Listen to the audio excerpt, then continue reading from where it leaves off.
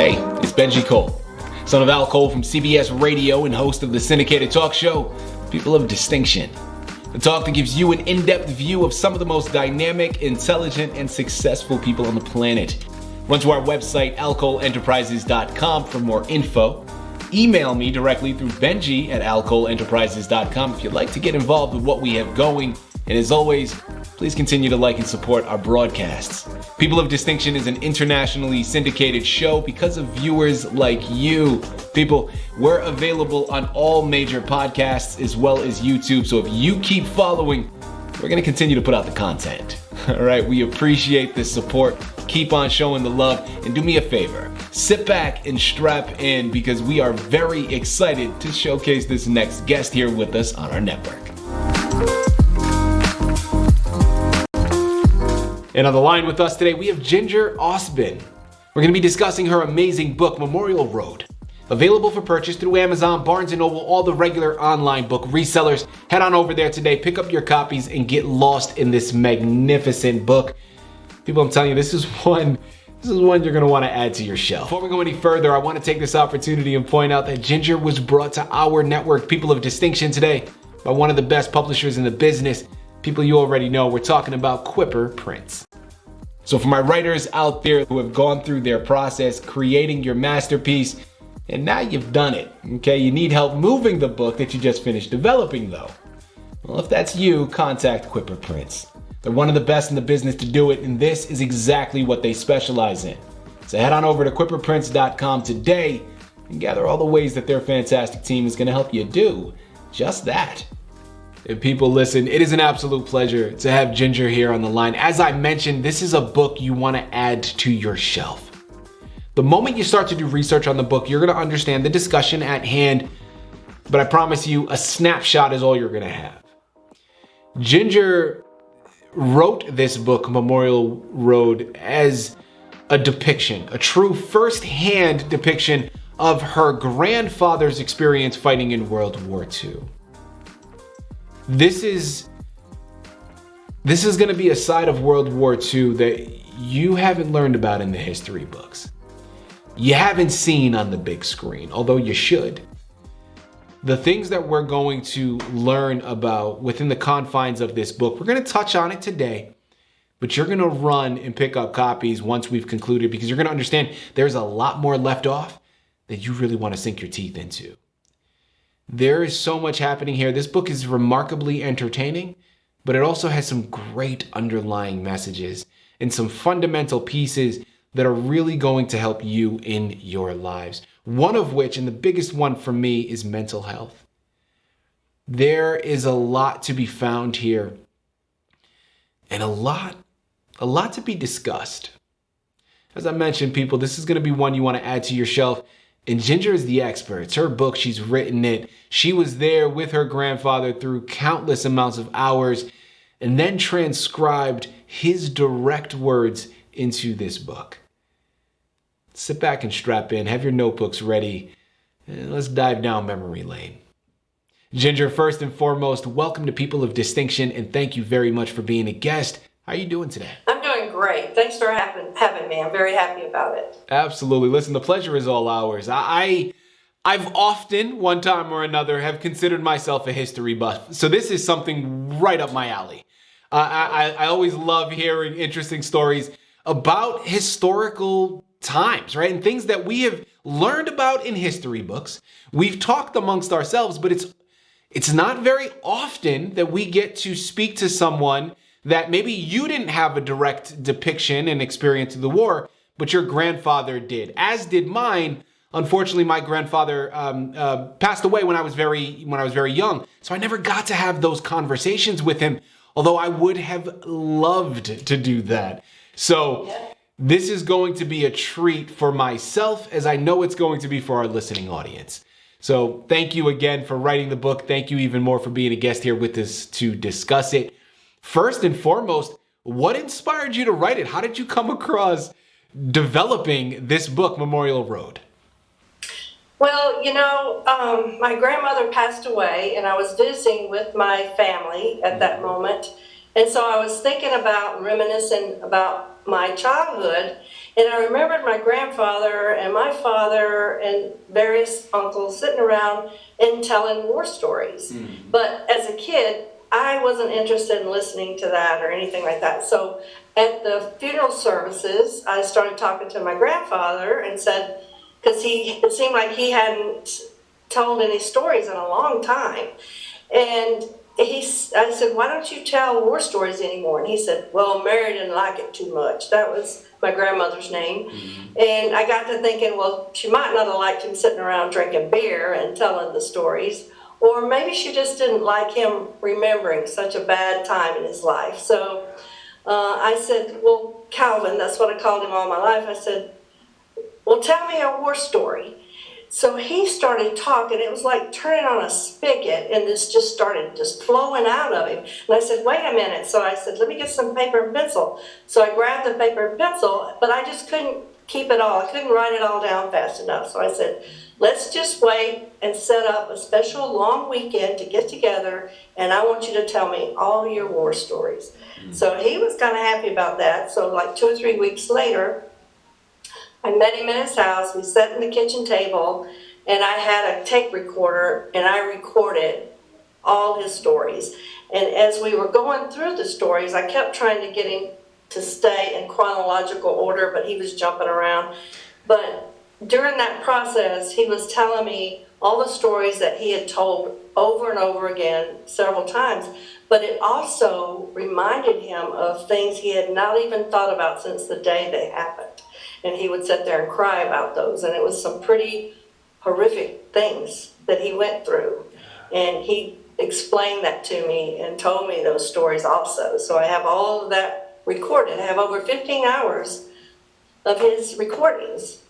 And so I thought, I've got to do something with this. So I just transcribed the whole thing, started putting it together. So the whole book is written in his words, the way he told me the stories. That's incredible. That is truly incredible, because now it's like we're actually just being able to be a fly on the wall, participating in this discussion, because it's just untarnished. It's direct depiction of his words. Fantastic. Well, I'm curious. You said 15 hours of tape that you had to go through to kind of transcribe and to sit through and do. That is an immense amount of information. Well, I'm curious, was it hard to write the book? Not really. It's just time consuming after sitting down and transcribing it. Then he was jumping around, so I was trying to put it together in chronological order. So it's like cutting and pasting and then retyping it and that sort of thing. So I had all the material. It wasn't like I was having to make up anything. And probably 98% of it is his words. Every now and then I'd have to write a little bit to try to to go from one scene to the next or something like that. But literally, it's all in his words, and it was pretty easy to write. Well, listen, without further ado, Ginger, let's jump into some of those interesting stories. I know the book is littered with them, so there's a lot that we're still going to be able to go and capture ourselves. But since we have you here on the line, talk to us about some of your, interesting life stories that were depicted to you. Sure. He was 20 years old and married, and he was a master welder at the time. So he was had a deferment status, and he wasn't getting drafted. But he said that he just felt guilty every time he saw one of his buddies kissing their loved ones goodbye and heading off to the war. And so he didn't tell his wife, but he did not turn in his deferment paperwork for the next time. I think they had to do it probably every 6 months or something. So he didn't turn that in, and then she opened the letter she got from the president that said, your president needs your help.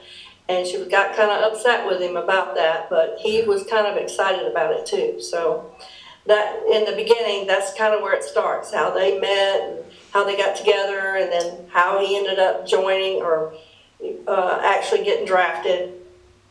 And it takes it all through basic training, or the induction and basic training, and how he ended up in the Army.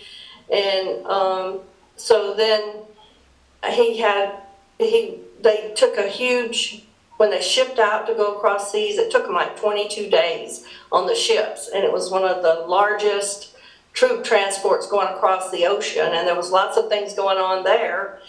And then he landed in Israel, or not Israel, he landed in Ireland, and they did some toughening up training, he said, and ended up shipping out of the Southport in London, England, and he landed in Normandy on D-Day at Utah Beach. And then, so this is where he got into talking about what all he went through, and he actually experienced several or close calls or death experiences, and he survived it all. And he did tell me that he prayed every day, that he's prayed the same thing every day. He said, Lord, he said, please protect me and help me make it home to my family. But if I gotta go, Lord, then please make it quick. Amen.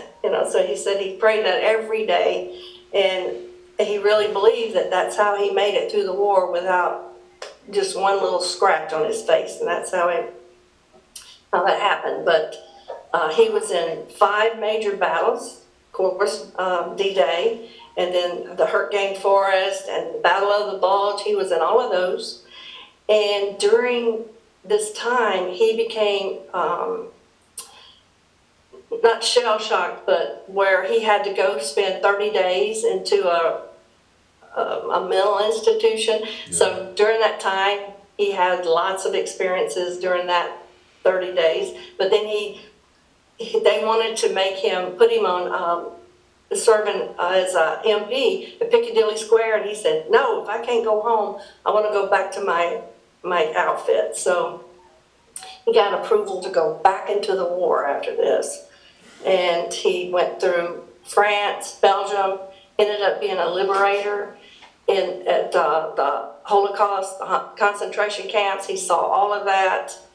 And he and a buddy, which was a lieutenant, ended up robbing a Nazi-owned bank. And he ended up with a huge duffel bag of German marks that he carried around with him through the end of the war. And then when he got to the end of the war was over, he had too many points for them to ship him off to the South Pacific. Mm-hmm. And there was no ships going home to take troops home, so he ended up having to stay during occupation. And they were all, he says the soldiers were bored and everything, so he ended up using that money to rebuild a German war-torn city. There was a brewery there, and a bunch of the guys was saying, I wonder why they're not making any beer over there. Let's go find out. So they searched down the brewmaster, and he said, well, we don't have no money. And well, they knew that my grandfather had this duffel bag of German marks, so my grandfather started giving out money to the brewmaster, and they got the brewery going, and all the soldiers have all the free beer they wanted. And he said that there was a little chalet or town square there, and they had tons of kegs of beer out there, and they were bringing truckloads of ice and dumping on top of it. So everybody in the city really just was happy. Yeah. Because through the end of the war. So that's kind of a great story there. But he ended up coming home penniless, and so you can find out, what all happened to the money there and how all that went and how he got that started and that sort of thing. And I have lots of pictures that he had sent home to his wife in the book, and I have the letters that she received from him in the book. Of course, he didn't get to keep letters that she wrote to him, but she had saved his letters. So they're in there. And the pictures are of the concentration camps, because there was, he said there was a communication guy there taking pictures, and they had set up a black, a tent, a dark tent or whatever you call it, and he was developing film, and he was just passing them out to all the guys. So he sent home a bunch of pictures of everything that was going on in the concentration camps. So all of that's included in the book. Ginger, thank you very much for all of that. People, there's so much to be picked apart and to be talked about here. I think the easiest thing or the most compelling thing that I can say is wow, right? Because we just went on a roller coaster already and we've barely scratched the surface. Couple of things. First and foremost, your grandfather, who seems like an amazing individual, an incredible individual. First and foremost, having that sense of pride, ego, and I'm sure he didn't look at it that way. He looked at it as really a sense of an obligation. Even though he had the opportunity to defer, he saw, as you mentioned, those around him going, and he felt like, well, this is just not fair that I get to stay here and all of these other people, friends of mine, people that I know are being shipped off. Having that type of connection, that type of courage and bravery is something that I think is in very short supply nowadays, because I don't know many people that would probably put themselves on the front line to take advantage of that and go to that extent. But also, you mentioned the time that he spent in the mental institution. And is another thing that I think is definitely spoken a lot more of today when we're talking about mental health across the board, but especially with regards to soldiers. The amount of pressure that it puts on any individual, but what these soldiers go through and what war does to their psyche is something that I think is, of course, depressing, is heartbreaking, but it's something that isn't discussed nearly enough. And I love the fact that you brought that up, because I think amongst a very entertaining story, amongst a very detailed view of what war is like, we're going to get a snapshot into what it does to a soldier's mental state and what they have to deal with, not only on the front lines, but even after the war has ended, years later, still dealing with this PTSD, and how does that affect their lives? This is something special, people. I'm telling you, it's Amazon, it's Barnes & Noble, it's called Memorial Road. You're going to want to pick up your copies, because this is something you need to add to your shelf. We discussed so much so far already, Ginger, and there are a lot of things that I can just assume, but you know what happens when you do that, so I'm not going to assume. Yep. I want to ask you here, what are you wanting your readers to take from your book? Just to know and appreciate what the greatest generation went through, and we hope that it never, ever happens again. And, the wars today that are being fought are a whole lot different.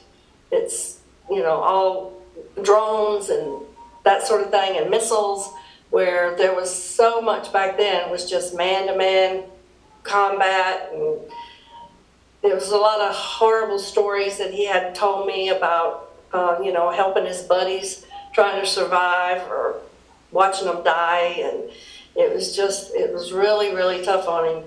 But with the good Lord, he made it out and made it home safely. Yeah.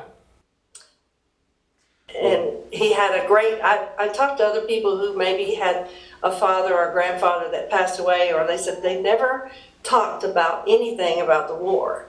So I was so thankful that he did, and then when I got to sit down with him and pull that information out of him. So if the readers know anybody, even if it was the Vietnam, especially Vietnam, so now we got this coming up, you need to sit down with those people and record their stories.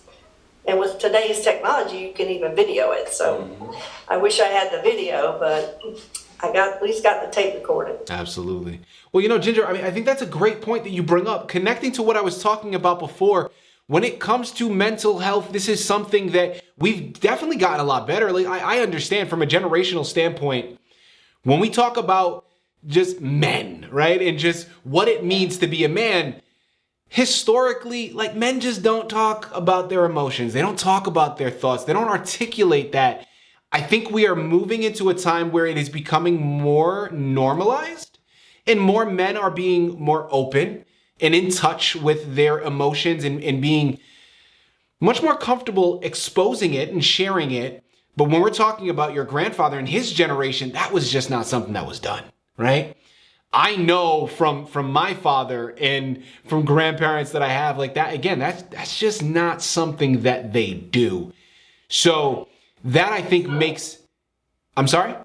I was just going to say, so I think him telling these stories over and over, that helped him relieve Absolutely. The stress and everything he had going on. Yes. Yeah.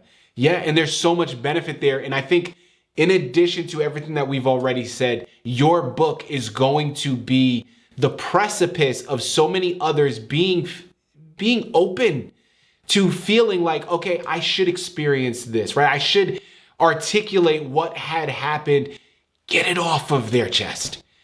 And how that's going to help future generations, but it's also going to help them get a lot of that out, right? And there's a lot of benefit there. So this is fantastic stuff. Ginger, I'm curious, I'm focusing on the future now. What's next? What's upcoming? Are you writing any other books?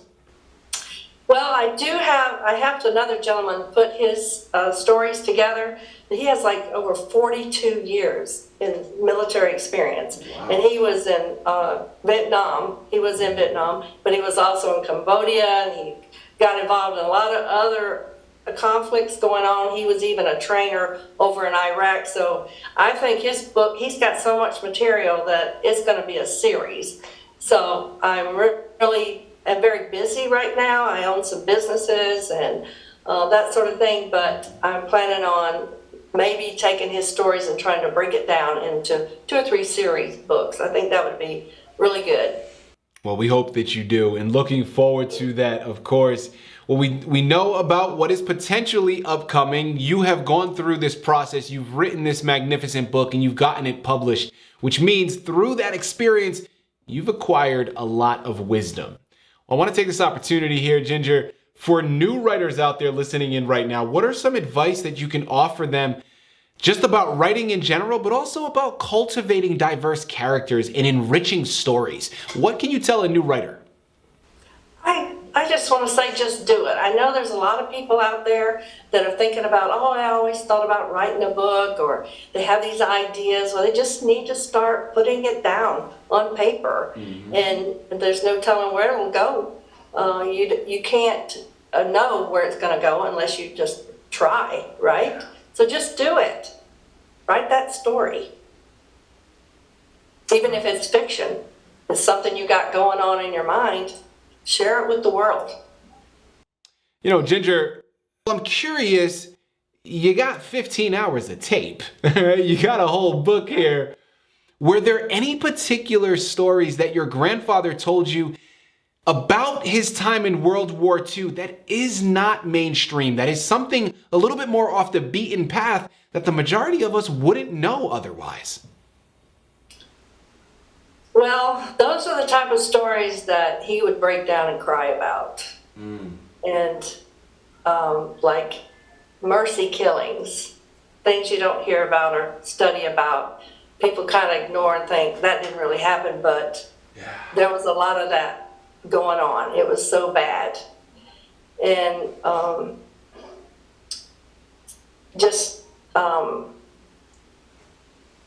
that's basically it. And so he watched someone, like an airplane crash.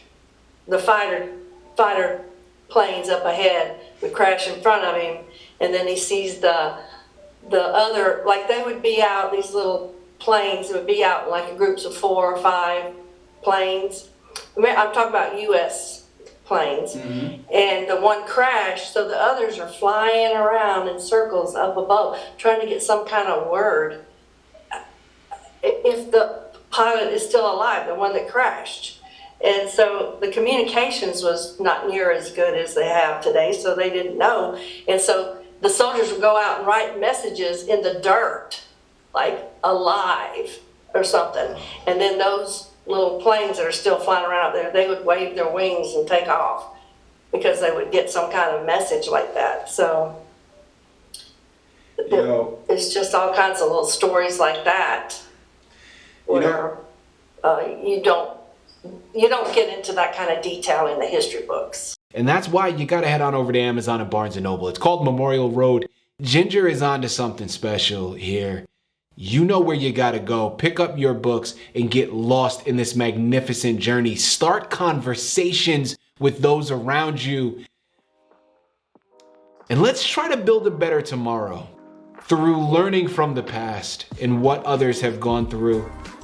This has been a true pleasure, Ginger, an absolute delight, a true honor. Thank you once again for being a guest on People of Distinction. Thank you, Benji.